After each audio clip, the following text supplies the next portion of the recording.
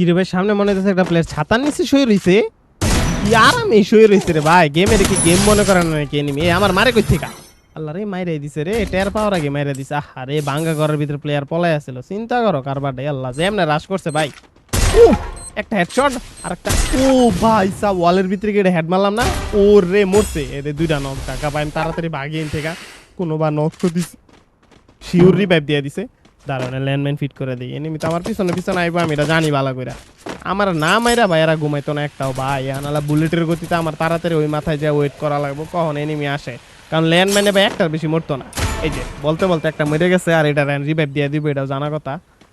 টাকা ভাই এনে তো ভাই নিস্তা না এনে মাইরে দেম সবটি ভাই। আর রে পুরা লালের লাল যা তিনটারে টার্গেট নিলাম লালের লাল মারমু কোনো হলুদ নাই।